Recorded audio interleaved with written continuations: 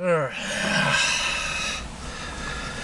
You know the old saying, fool me once, shame on you, fool me twice, shame on me.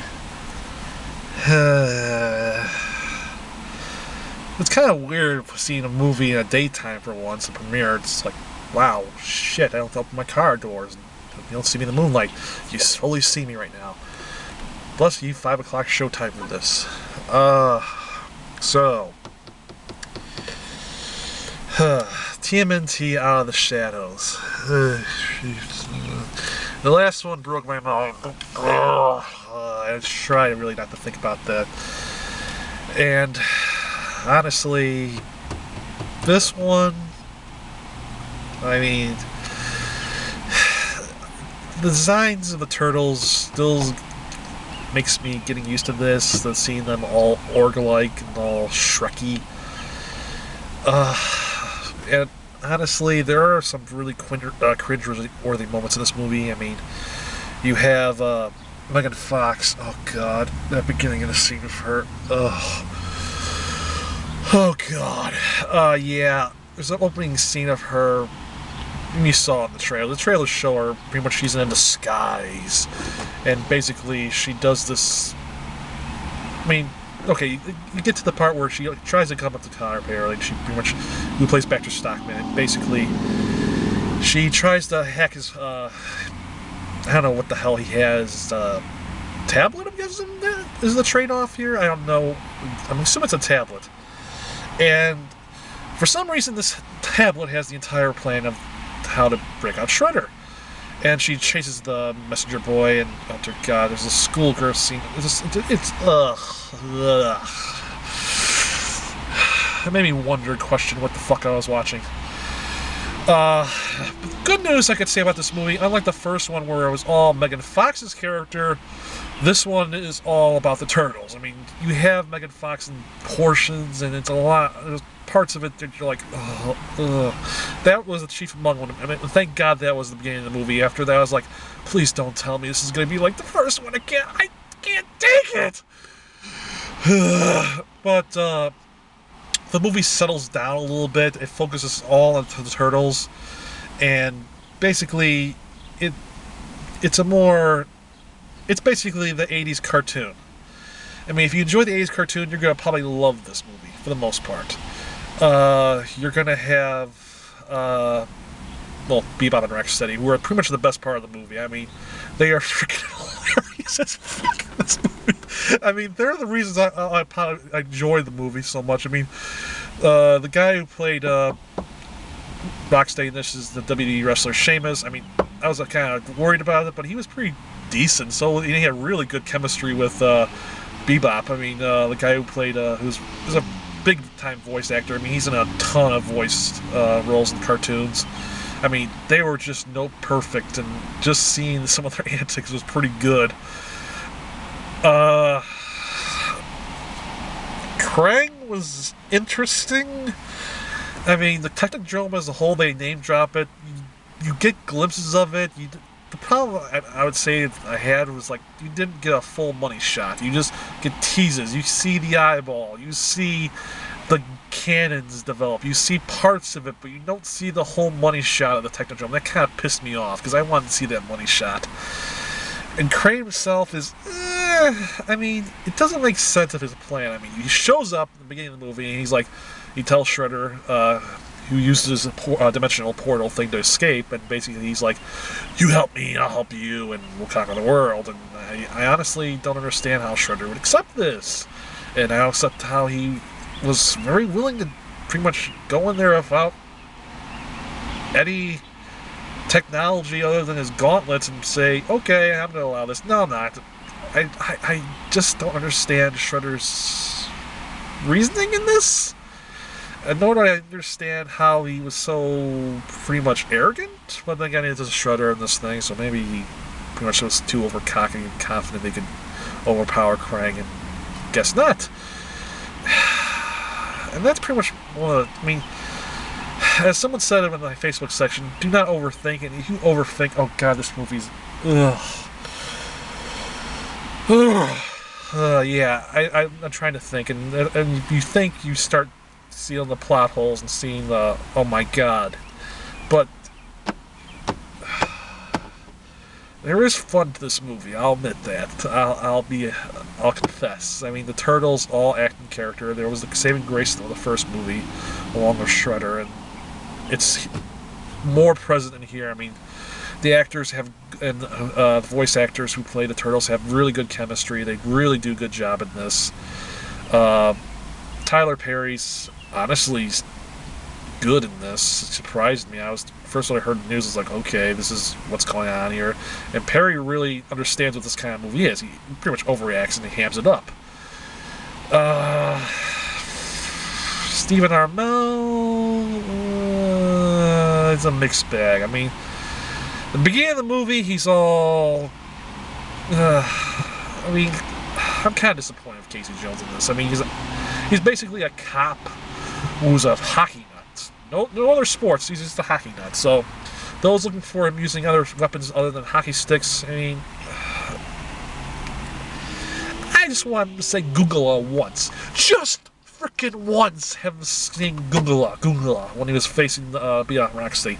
Didn't happen. So, and then they kind of screwed up Casey. I mean, yeah, that was pretty bad. I mean, and then you had, I mean, this movie does try to make you forget about, I mean, it does call back a little bits and pieces.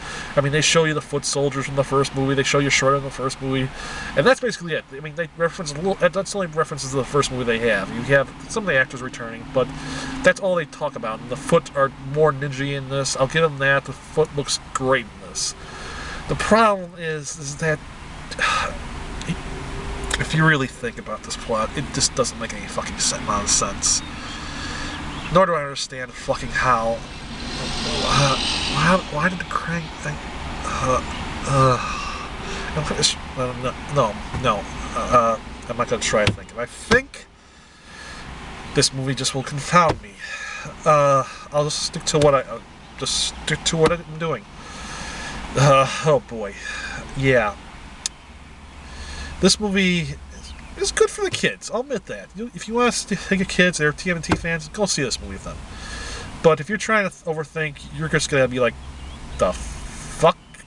How's that? I mean, this movie's just for fun. I mean,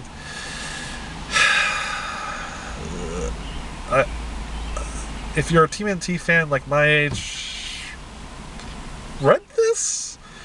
I mean, you don't have to see this on the big screen if you're that. You can fast forward. You benefit from being greatly helpful for fast forwarding for some of these parts, especially that opening scene with the schoolgirl thing. That was so Michael Bay. Oh, fuck you, Bay, for doing that to me for a minute. But on the other side, I mean, there was some good moments in this movie. I mean, like I said again, the Turtles are really good. The action's really good. It's not shaky cammy. It doesn't make you, like, your eyes hurt. I mean, you really understand where the action's going. I mean, there's a couple good sequences in here, like the sequence you see in the trailers. That's really good. Technojump's not that bad either. Just the problem is, it's just that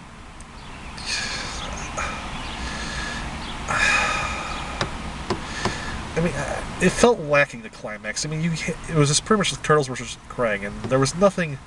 I mean, you knew who was going to come out on top, and you knew. I mean, some of the stuff Krang whips out was pretty decent, but it was just Krang.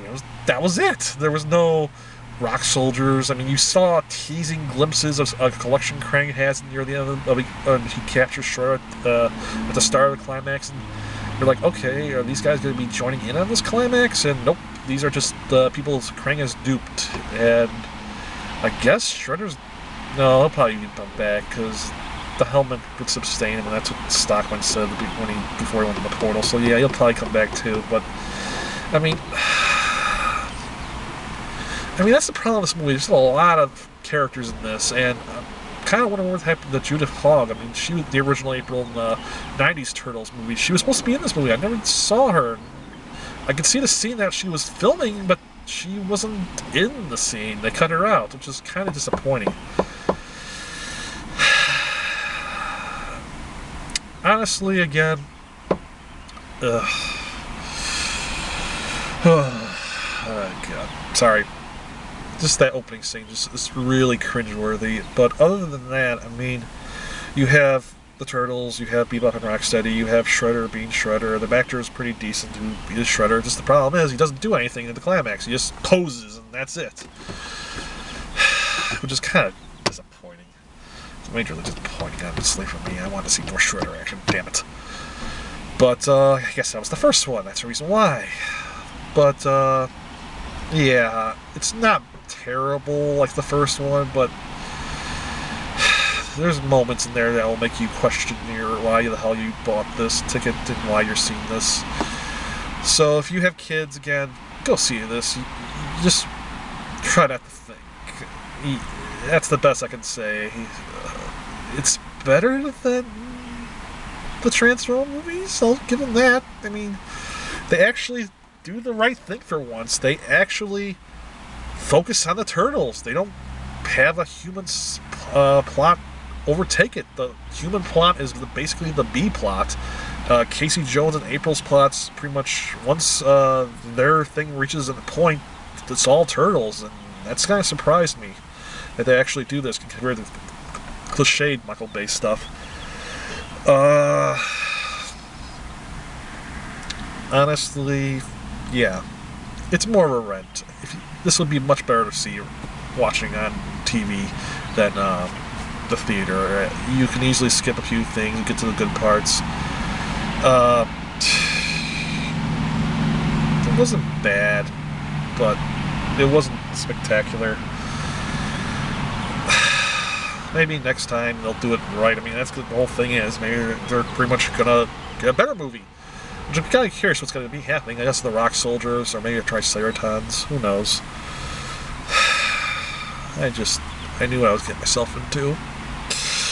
I knew I was getting myself into this. I just didn't.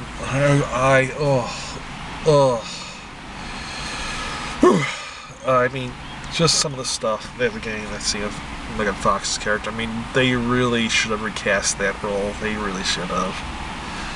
I mean, I understand why they kept her, but still, she just can't. Ugh. I mean, she doesn't even do anything in the movie except for that scene and basically when Bebop and Rocksteady transform, which you saw in the trailer. She takes the ooze. I mean, she doesn't do anything in the climax. She just pretty much burns the frickin' hero in the climax. You don't have. I mean, yeah, maybe that's the best part. Just focus on Ver. Played by Will Arnett. He was a freaking amazing in this. Him and Perry actually understood what the fucking movie they were doing, and Fox, Sally Armel was lacking. I mean, compared to the 90s movie, he had Elias Cotes, and he was freaking amazing. I mean, he had charisma. He just owned the role. Stephen Armel just, I mean, there's parts of it he's good at, but it's just, yeah, he was average. He wasn't great. So yeah, I'm gonna turn this off now. But before I do, I'm just like saying again, if you're brave enough like me, if you're a Team NT Heart fan, you probably will enjoy this movie. I mean, the Turtles are great in this. Bebop and Rocksteady are amazing as fucking this. I mean, they saved the movie for me for the villain roles. I mean, Krang's not bad. I mean, Brad Garrett does a decent job, but I mean, there's no real motive to his thing. I mean, this doesn't really connect. You're missing this huge gap of plot, and you're kind of like, okay, well, why is he? But anyway, yeah, that's enjoyable. But I mean, if you're looking for fun, yeah, it's fun, but it's not something you're gonna really keep watching over and over and over again. You're supposed to be like, okay, this is fun. That's it. I'm not gonna see this again. It's worthy. That's basically it. Yeah, that's basically it for me. Yeah. I don't know what I'm going to give this review. I'm going to stomach this. So by the time I upload this review online and show this on yahoo.com, you'll get a better definition of what score I'll be giving. I'm wavering between 2.5 and 3. I mean, I'm being kind here. I mean, the only reason I'm giving a 3, maybe if I do, is because of Bebop and Rocksteady. I mean, they were freaking amazing. And so was a couple of stuff with the Turtles. I mean, Raph was really good in this again, and so was Mikey, and so was Leonardo and Donatello. They were all great, but just some parts of the human qualities were lacking a little bit. I mean, Will Arnett and Tyler Perry did a great job. Stephen Amell did, Megan Fox, let's not talk about her again. The guy who played Shredder, decent, just he wasn't given much to do except be menacing and imposing, and that's it. I mean, he didn't really have any very good dialogue except for one scene where him and Karai are basically watching Beyond Rocksteady just go to town on this dump a can of spaghetti, and it's yeah. Those two really made the Bay humor work really well. I'll give them that credit, and it's a better action-coordinated movie than the last one. I'll give it that too. So I'll give this a slight edge over the last movie, but I mean, it still has a lot of holes to it.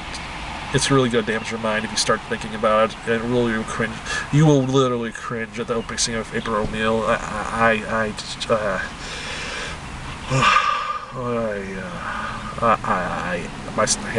mind still is. The fuck did I just watch that thing? Why did I do this again? Why am I here doing this again? Seriously, I didn't lose a bet this time.